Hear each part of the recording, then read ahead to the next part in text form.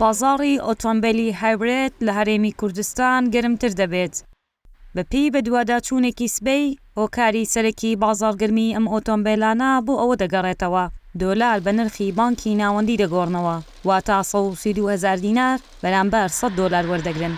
2008ەوە سیارەم پێەیە، بەڵام هیچ کات بەقەیە ماوە مفتەح نەبووم لەم سیارە، لەبەر سیارێکی هایبردا لە ڕووی اقتصادیەوە زۆر باشە بۆ ژینگەی ئێسامان و لە ڕووی ئەوەی کە بانزینێکی کەمەخوا.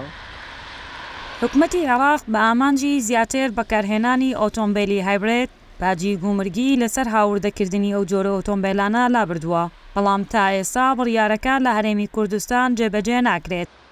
کێشەکە ئەوەیە ئەو بڕیارە هەرێمی کوردستانی نەگرتووەتوانێ لەبەرەوەی هەر نەفسیشتە و هەر مامەڵەی سارێکی ئاسایی پێواکرێت.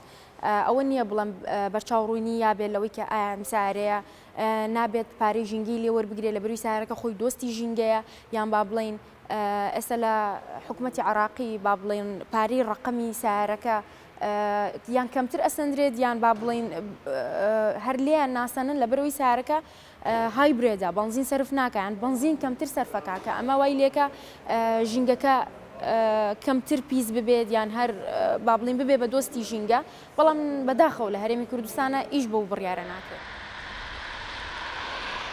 ئۆتۆمبیلی هایبرید ئەو ئۆتۆمبیلانە دەگرێتەوە کە دەتوانن بە بنزین و کارەبا کار بکەن، کە ئەمە ڕێگە خۆشکەر دەبێت بۆ کەمکردنەوەی زیانەکانی سوتاندنی سوتەمەنی. ئێستا یەکێک لە پێشکەوتووترین جۆرەکانی ئۆتۆمبیلی هایبرید لە هەرێمی کوردستان بەردەستە کە دەتوانێت خۆی بارگاوی بکاتەوە.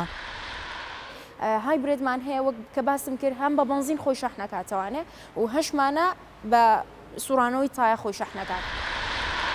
ئەگەرچی ئۆتۆمبیلی هایبرید مێژوویەکی درێژی هەیە و لە ساڵی 1970 یەکەم جۆری لێ دروست کراوە، بەڵام لەم ساڵانی دواییدا خواست لەسەر ئۆتۆمبیلەکە بە شێوەیەکی بەرچاو بەرز بۆتەوە. ئێستا لە جیهاندا زیاتر لە 40 کۆمپانیا خەریکی بەرهەمهێنانی ئۆتۆمبیلی هایبریدن. ژاپۆن، چین، ئەمریکا، فەڕەنسا و ئەڵمانیا پێشەنگی بەرهەمهێنانی ئەو جۆرە ئۆتۆمبیلانن.